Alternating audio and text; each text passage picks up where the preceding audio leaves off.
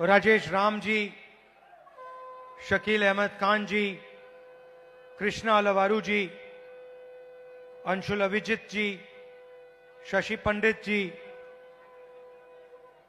ओम प्रकाश महतो जी, बच्चू प्रसाद बीरू जी, doctor KP Singh ji, Mukhtar Ansari ji, doctor नसीब इकबाल कमाली जी, संजीव कुमार बिट्टू जी, ज्ञान रंजन जी, उषा जी, श्याम सुंदर ठाकुर जी, भागीरथ मांझी जी, अनिल जयहिंद जी,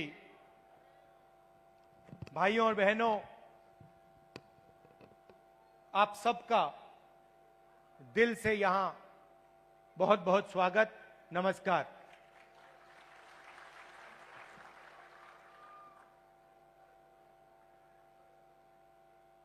संदीप दीक्षित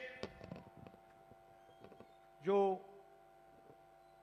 शीला जी के बेटे हैं, वो एक पॉडकास्ट, आजकल पॉडकास्ट चलती है ना, वो एक पॉडकास्ट बनाते हैं। तो उन्होंने मुझसे कहा कि मैं उनके पॉडकास्ट पे जाऊं। बातचीत होती है, वीडियोग्राफी होती है, फिर उसको मतलब YouTube पे डाला जाता है। तो मैं गया और उन्होंने मुझसे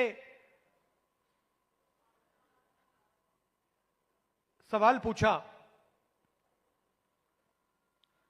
कि आपके परदादा नेहरू जी क्या थे? प्रधानमंत्री थे, नेता थे,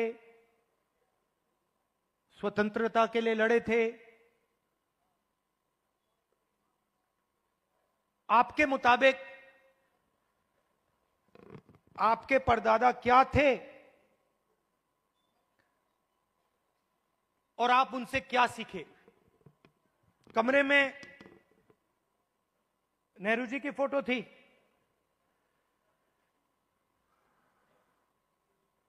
एक तरफ गांधी जी की पेंटिंग थी, और मैंने सोचना शुरू किया कि मेरे जो परदादा नेहरू जी थे वो असलियत में क्या थे। और दोनों फोटो को मैं देख रहा था और मेरे दिमाग में बात आई कि ये दोनों जो लोग थे, जवाहरलाल नेहरू और महात्मा गांधी, ये दोनों सच्चाई से मोहब्बत करते थे।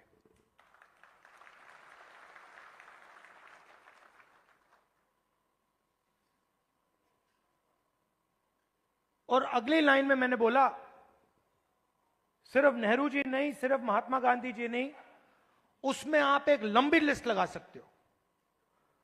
उसमें आप अंबेडकर जी को जोड़ सकते हो, उसमें आप, ये लाइए जरा फोटो,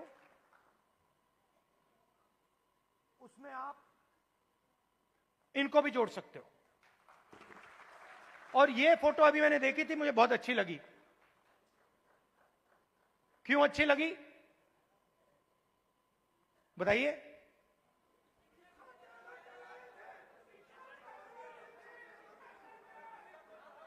क्योंकि जो इनकी पत्नी है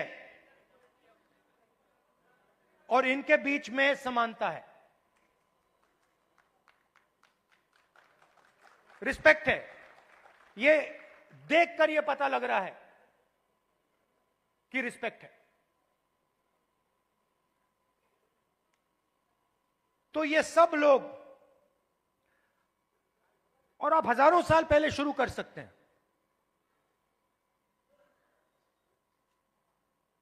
बुद्ध भगवान सच्चाई से मोहब्बत करते थे, सच्चाई से दूर नहीं जा सकते थे।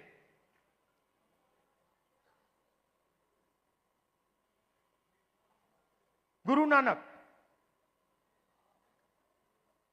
कबीर, बसवना, नारायण गुरु, लिस्ट है।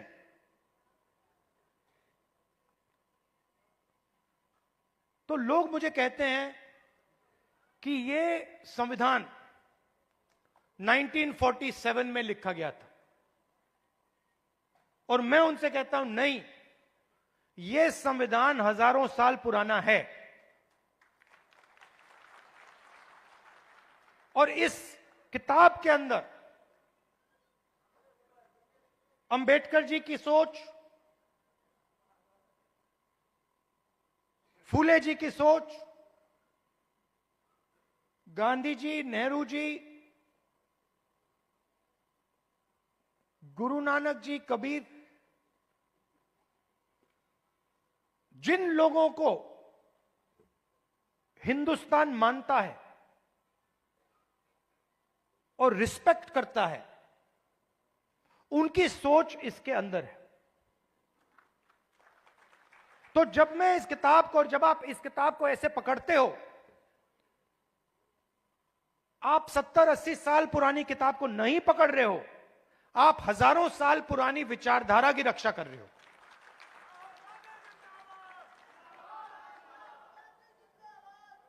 और अगर हम सच्चाई की बात करें तो क्या इसमें सावरकर जी की विचारधारा है? हो ही नहीं सकती, क्योंकि वो सच्चाई का सामना नहीं कर पाए। अब ये बात किसी को अच्छी लगे ना लगे, ये सच्चाई है, तो मुझे ये बोलनी ही पड़ेगी। तो कॉन्स्टिट्यूशन हिंदुस्तान की सच्चाई का रक्षक है, और जो हजारों सालों का जो विजडम है, जो हिंदुस्तान के लीडर्स ने, बड़े बड़े महापुरुषों ने इस देश की जनता से सीखा, वो इसके अंदर है।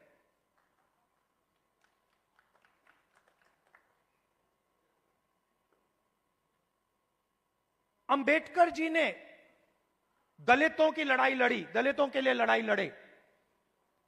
सिखाया किसने? सिखाया देश के दलितों ने। जो देश के दलितों के अंदर दर्द था, उस दर्द को अंबेडकर जी समझे, उस दुख को अंबेडकर जी समझे, उस सच्चाई को अंबेडकर जी समझे, और उस सच्चाई के लिए अंबेडकर जी लड़े। इसीलिए महात्मा गांधी की autobiography my experiments with truth, Mahatma Gandhi की autobiography my experiment with lies नहीं थी, जो शायद मोदी जी लिख पाएंगे। तो सच्चाई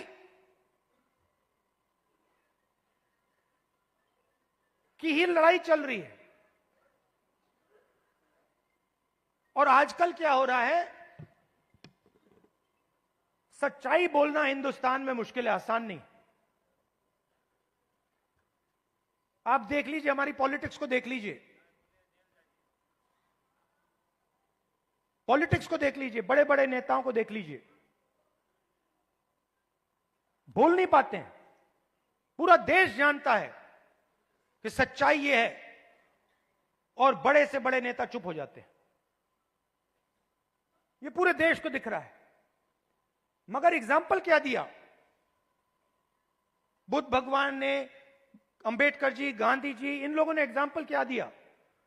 डरना नहीं है, जो सच्चाई है वो देश के सामने रखनी है, और यही आप लोग कर रहे हो, यही आप लोग कर रहे हो। आप लोग डरते नहीं हो, आप लोगों को दबाया नहीं जा सकता है। आपके अंदर, खून के अंदर फूले जी, अंबेडकर जी, गांधी जी, ये सब आपके खून के अंदर हैं, और इनकी विचारधारा आपके खून के अंदर है, मेरे खून के अंदर है। और इसको कोई नहीं मिटाने जा रहा है, कोई मिटा ही नहीं सकता। मैं आपको आज 2-3 चीजें कहना चाहता हूं, मगर मेरी माइंड में एक सवाल है, तो सबसे पहले मैं आपसे सवाल पूछना चाहता हूं, देखना चाहता हूं,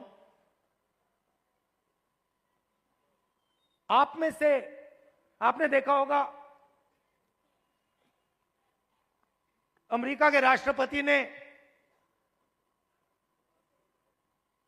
स्टॉक मार्केट की धज्जियां उड़ा दी हैं, देखा होगा, देखा ना?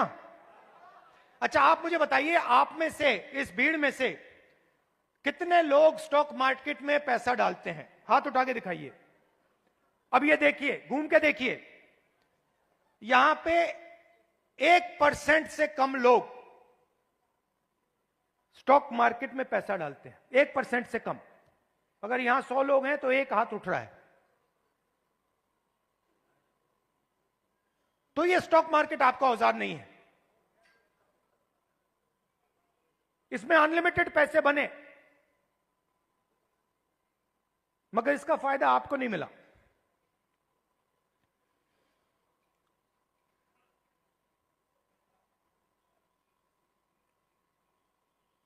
सीधी बात करूं, सीधा बोलूं, ठोक के, हमारे यहां पे केपी सिंह जी हैं, कहां हैं केपी सिंह जी? आइए आइए। केपी सिंह जी, अब गलत मत मानना जो मैं कहने जा रहा हूं। देखिए, केपी सिंह जी ने कहा, बैठिए बैठिए, आइए। केपी सिंह जी ने कहा कि मैं ऑर्थोपीडिक सर्जन हूं। कहा ना आपने? कहा। कुछ दिन पहले पार्लियामेंट हाउस में डेलीगेशन आया, वहां पे ऐसे ही एक व्यक्ति ने मुझे कहा, मैं आईआईटी का प्रोफेसर हूं। और मैंने उससे यही कहा कि देखिए, मैं कुछ कहना चाहता हूं मगर शायद आपको अच्छा ना लगे, इजाजत है? उन्होंने कहा हां, कह दीजिए। और वही मैं आपसे इजाजत लेना चाहता हूं, इजाजत है? देखिए,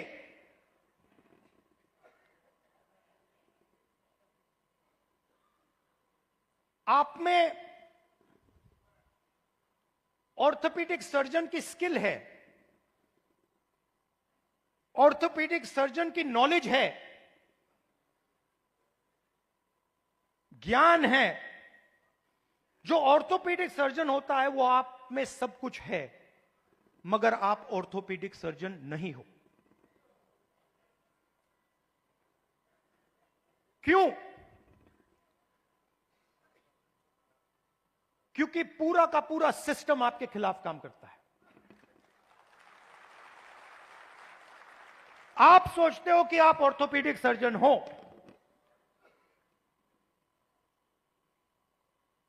मगर आप अस्पताल को कभी नहीं चला पाओगे, आपको चलाने नहीं दिया जाएगा, कभी नहीं चलाने दिया जाएगा। और अगर आप में क्षमता चलाने की हो तो आपको फाइनेंस नहीं मिलेगा, पैसा नहीं मिलेगा, बैंक लोन नहीं मिलेगा। और अगर आपने बैंक लोन ले लिया और आपने अस्पताल भी शुरू कर दिया, तब ब्यूरोक्रेसी आपको रोकने की कोशिश करेगी। तो आपके मन में लग रहा है आपको कि मैं ऑर्थोपीडिक सर्जन हूं, मगर ऑर्थोपीडिक सर्जन के सच्चे औजार आपके हाथ में नहीं है, आपके खिलाफ काम कर रहे हैं।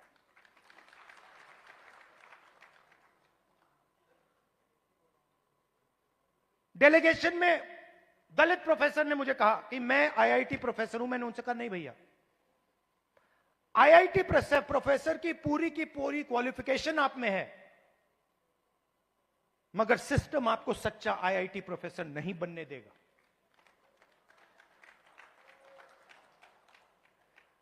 और यह सच्चाई आस्ते आस्ते आस्ते आस्ते मुझे बहुत गहराई से समझ आ गई है। इस देश में अगर आप दलित हो, पिछड़े वर्ग के हो, आदिवासी हो, माइनॉरिटी हो, और उसमें मैं महिला भी जोड़ सकता हूं, पिछड़ा बोला, ईबीसी हो, अति दलित हो, अगर आप अपर कास्ट के नहीं हो तो आप सेकंड क्लास सिटीजन हो।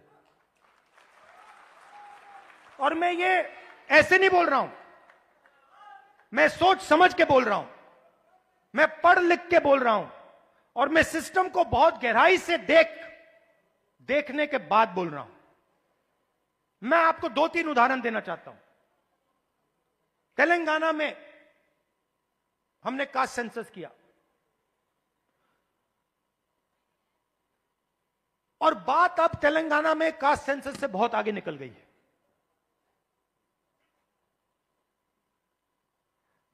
तेलंगाना में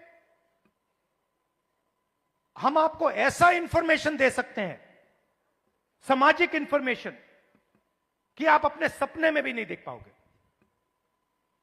वो कैपेबिलिटी अब तेलंगाना की सरकार के हाथ में है। मैं आपको आज स्टेज से बता सकता हूं कि अगर आप तेलंगाना में देखें और उन लोगों की लिस्ट निकालें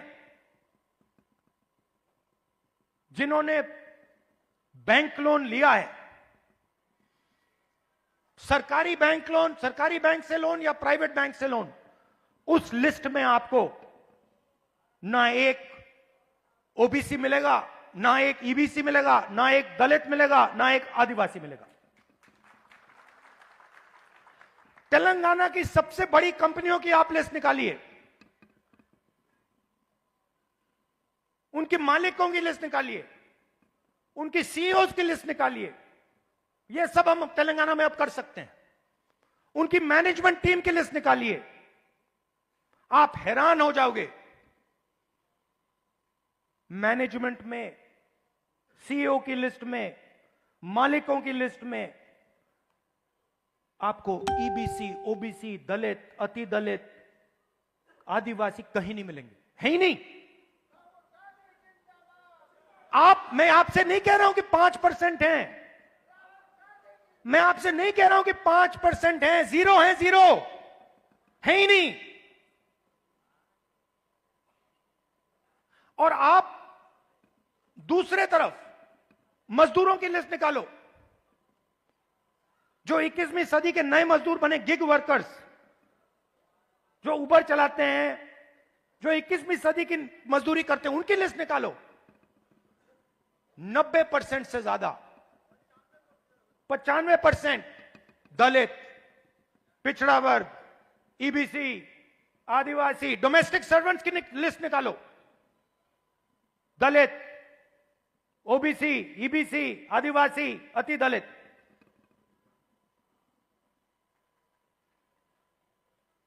और मैं सिर्फ कंपनियों की बात नहीं कर रहा हूं, मैं अस्पतालों की बात कर रहा हूं, शिक्षा के सिस्टम की बात कर रहा हूं, सरकार की बात कर रहा हूं, कॉर्पोरेट इंडिया की बात कर रहा हूं। जहां भी आप देखो, आप हो ही नहीं।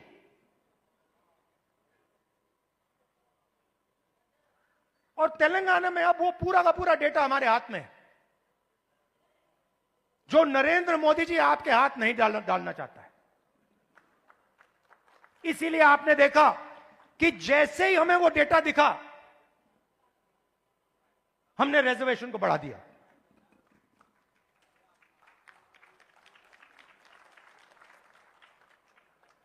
मैंने नरेंद्र मोदी जी को लोकसभा में सामने बोला, ये जो फेक दीवार बना रखी है 50% रिजर्वेशन की, इसको अगर आप नहीं तोड़ोगे तो हम इसको तोड़ के गिरा के फेंक देंगे। और दूसरी बात, इस देश के दलितों को, पिछड़ों को, ईबीसी, ओबीसी, अति दलित, आदिवासी, गरीब जनरल कास्ट के लोगों को पता लगना चाहिए कि इस देश की सच्चाई क्या है, कि 5% लोग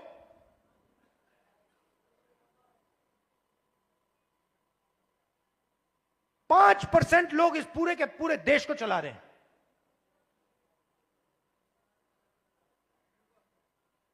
10-15 लोग हैं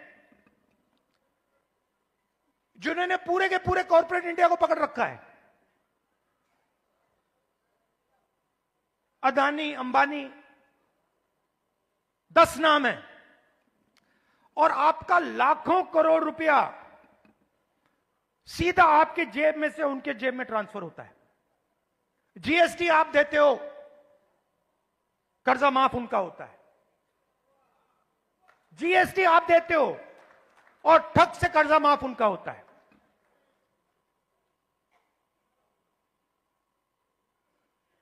आप स्कूटर में पेट्रोल भरते हो,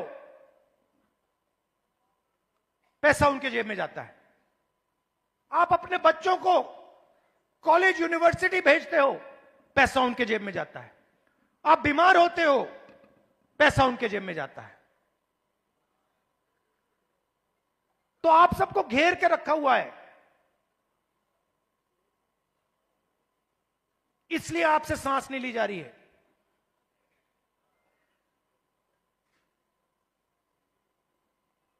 क्योंकि पूरे सिस्टम ने आपको घेर के रखा हुआ है, और उसमें गरीब जनरल कास्ट भी हैं। वो भी उन कंपनियों में नहीं जा सकते, वो भी डॉक्टर नहीं बन सकते, वो भी लॉयर नहीं बन सकते।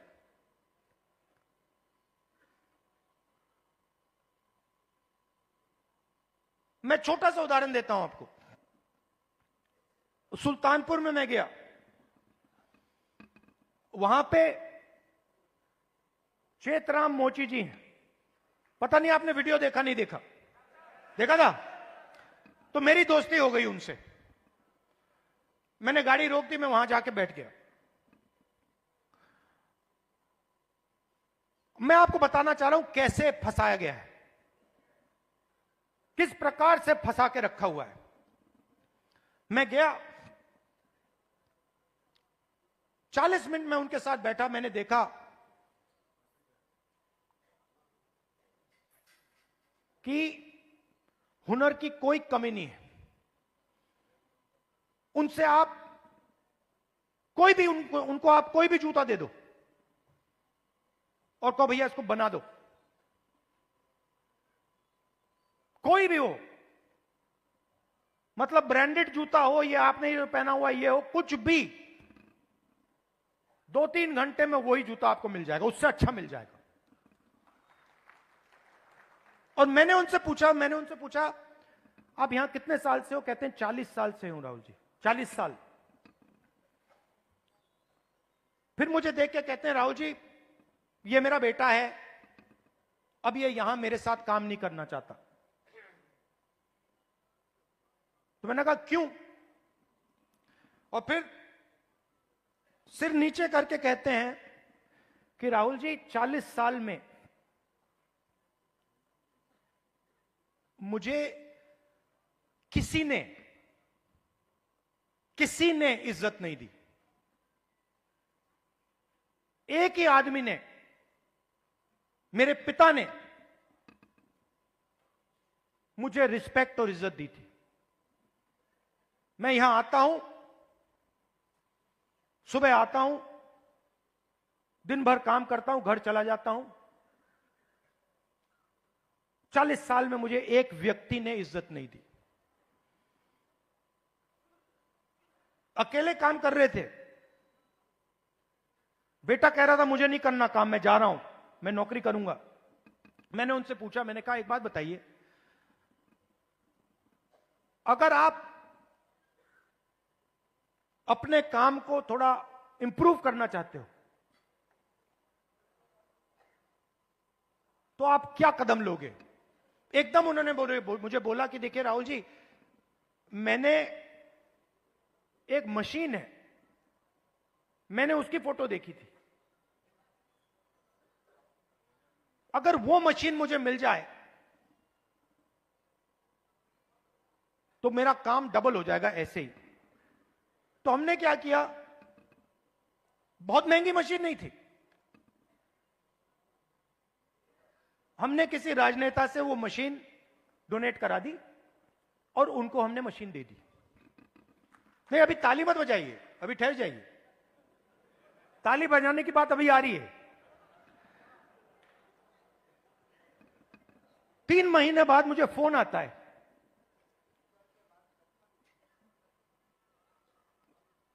चेतराम मोची जी कहते हैं, राहुल जी मैं बड़ा खुश हूं। मैंने कहा क्यों? कहते हैं राहुल जी मेरी अब 2 दुकानें हैं, 10 लोग मेरे लिए काम करते हैं।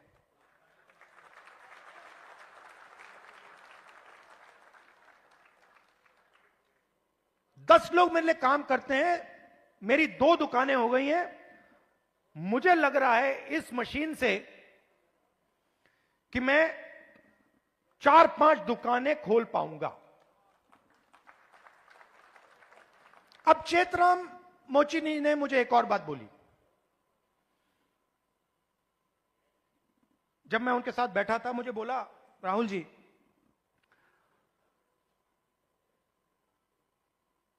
यूपी सरकार ने मुझे एक बार ट्रेनिंग पे बुलाया।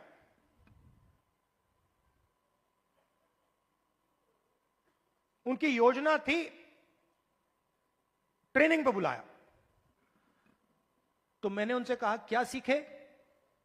कहते राहुल जी मैं वहां गया, ट्रेनर से ज्यादा तो मुझे मालूम था। वो ट्रेनर को मतलब वो तो ट्रेनर मोची नहीं था, उसको तो कुछ मालूम ही नहीं था। मैंने कुछ टाइम उसको समझाने की कोशिश की, मगर फिर वो समझा नहीं तो वापस आ गया। अब आप देखिए, हुनर किसके हाथ में है? चेतराम जी के हाथ में। ट्रेनिंग कौन दे रहा है?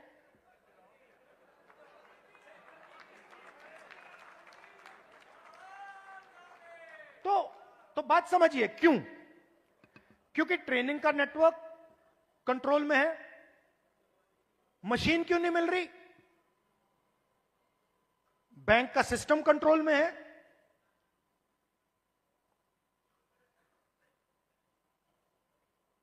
ट्रेनिंग क्यों नहीं हो रही? क्योंकि चेतराम जी ट्रेनिंग के सिस्टम में ही नहीं है। जिसके पास हुनर है, जिसके पास ज्ञान है, वो ट्रेनिंग करा ही नहीं रहा है। तो मैंने क्या किया?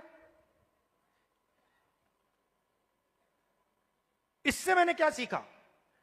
मैंने तेलंगाना के चीफ मिनिस्टर को चिट्ठी लिखी और मैंने उनको सुझाव दिया। मैंने कहा कि देखिए ये पता लगाइए आप कर सकते हैं या नहीं। आईटीआई के सिस्टम में क्या होता है? ट्रेनिंग होती है, बढ़ई की ट्रेनिंग होती है, प्लम्बर की ट्रेनिंग होती है, मोची की ट्रेनिंग होती है, कुम्हार की ट्रेनिंग होती है, ये सब ट्रेनिंग होती है। तेलंगाना में मैंने चीफ मिनिस्टर को सुझाव दिया कि आप ऐसे कीजिए, आप सर्टिफिकेशन सेंटर बनाइए। तेलंगाना में लाखों मोची हैं, नेटवर्क है मोची का, उस नेटवर्क के अंदर हुनर है, कैपेबिलिटी है। मैंने चीफ मिनिस्टर से कहा कि ट्रेनिंग इनसे करवाइए। तो हजारों मोची, जो गुरु शिष्य की परंपरा है हिंदुस्तान में, हजारों मोची ट्रेनिंग कराएंगे। सर्टिफिकेशन सरकार करेगी और जब एक मोची ट्रेनिंग करेगा और उसका शिष्य सर्टिफिकेशन पाएगा तो मोची के बैंक अकाउंट में सीधा सरकार पैसा डालेगी। तो मेरा कहना है, सवाल पूछता हूं आपसे,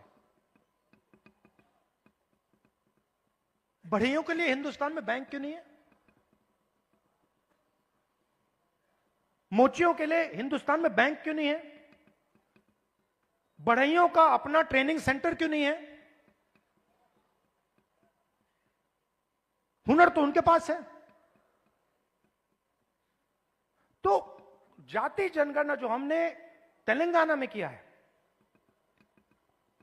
वो विकास के सिस्टम को ही बदलने जा रहा है। क्योंकि हम 21वीं सदी में जी रहे हैं। डेटा की सदी है। सब लोग डेटा की बात करते हैं। तेलंगाना में हमारे पास जाति का पूरा डेटा हमारे हाथों में है, और इस डेटा के साथ हम तेलंगाना की पूरी राजनीति को बदल सकते हैं। और जो सचमुच में आपका हक है, जाति जनगणना के माध्यम से वो हम आपको दिलवा सकते हैं। और सीधी सी बात है, बहुत सारे लोग कहते हैं कि भैया देखो, जाति जनगणना नहीं होना चाहिए। मोहन भगवत जी कहते हैं जाति जनगणना नहीं होना चाहिए।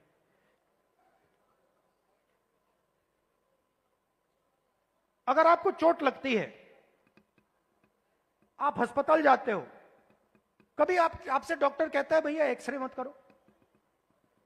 एक्सरे से कोई नुकसान थोड़ी होता है। एक्सरे से सच्चाई पता लगती है, वो ही हम कर रहे हैं। एक प्रकार से हम सामाजिक एक्सरे कर रहे हैं कि भैया सच्चाई क्या है, किसके पास कितना धन है, कौन कहां बैठा है, ब्यूरोक्रेसी में कितने लोग हैं, गरीब लोग कितने घुस पा रहे हैं, कौन सी जात के लोग कहां घुस रहे हैं, कहां जा रहे हैं, किन लोगों को कैसे रोका जा रहा है, ये सब जाति जनगणना से मिल जाएगा। तो ये एक क्रांतिकारी कदम है, क्रांतिकारी कदम है। इसीलिए आरएसएस और बीजेपी इसको रोकना चाहते हैं, और इसको अब दुनिया की कोई शक्ति नहीं रोक सकती है। बिहार में कांग्रेस पार्टी का मैं आपको रोल बताता हूं। देखिए,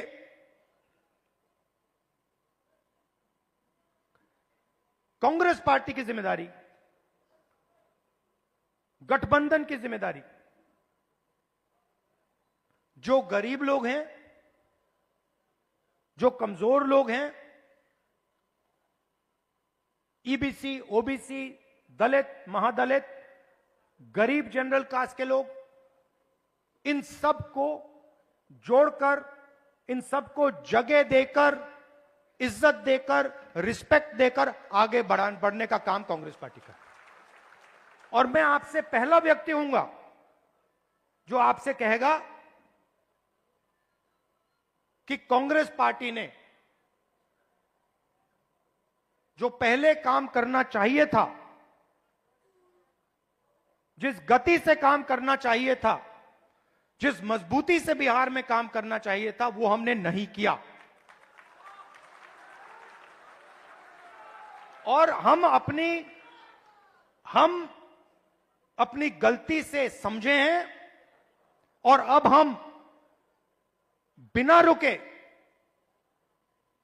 पूरी शक्ति के साथ जो बिहार के कमजोर लोग हैं, बिहार के गरीब लोग हैं, छोटी जात, छोटी अलग अलग जो ओबीसी, ईबीसी, दलित, महादलित के लोग हैं, उन सब को हम लेकर एक साथ हम आगे बढ़ेंगे। कुछ दिन पहले हमने अपने डिस्ट्रिक्ट प्रेसिडेंट्स चुने, और मैं ये नहीं कहूंगा कि ये बहुत बड़ा कदम है, मगर ये एक जरूरी कदम है। पहले हमारे डिस्ट्रिक्ट प्रेसिडेंट्स की लिस्ट में 2/3 अपर कास्ट के लोग थे। अब हमारी नई डिस्ट्रिक्ट प्रेसिडेंट्स की लिस्ट में 2/3 ईबीसी, ओबीसी, दलित, पिछड़ा वर्ग, माइनॉरिटी के हैं। और अगर आप हमारे वर्किंग प्रेसिडेंट्स को देखें तो यह बात और भी गहराई से हुई है। मैंने और खारगे जी ने बिहार की टीम को साफ बता दिया है कि आपका काम बिहार के गरीब जनता की रिप्रेजेंटेशन का काम है। आपका काम दलितों, ईबीसी, ओबीसी, गरीब जनरल कास्ट, महिलाओं को जगह देने का काम है और आपको यह काम बिना झिझके, बिना डरे यह काम पूरा करना है। हम राजनीति में आपके लिए दरवाजा खोलना चाहते हैं। आपके युवाओं को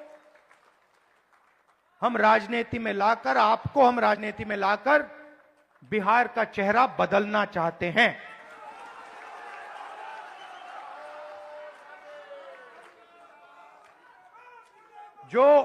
जो बिहार में हुआ है,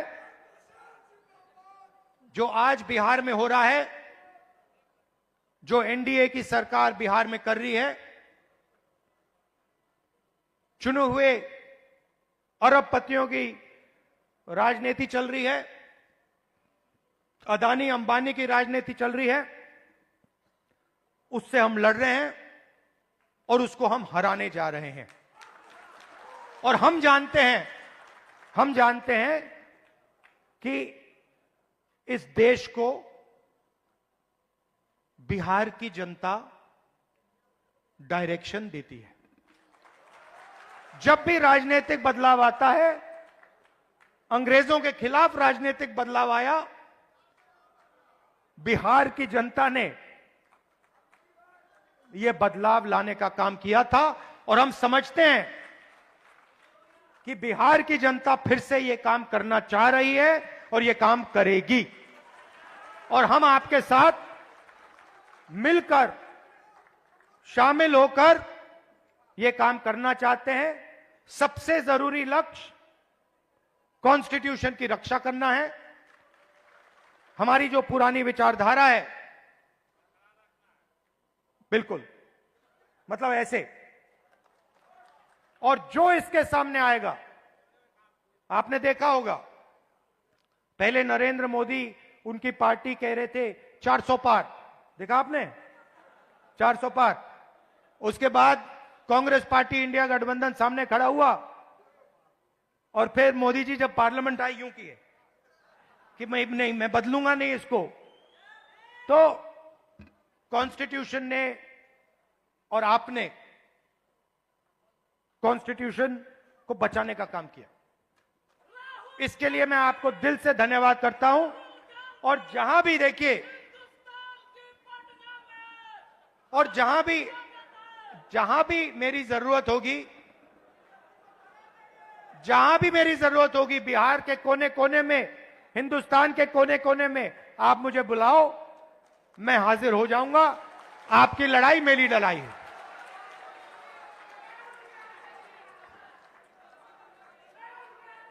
दिल से आप सबका बहुत बहुत धन्यवाद। नमस्कार, जय हिंद।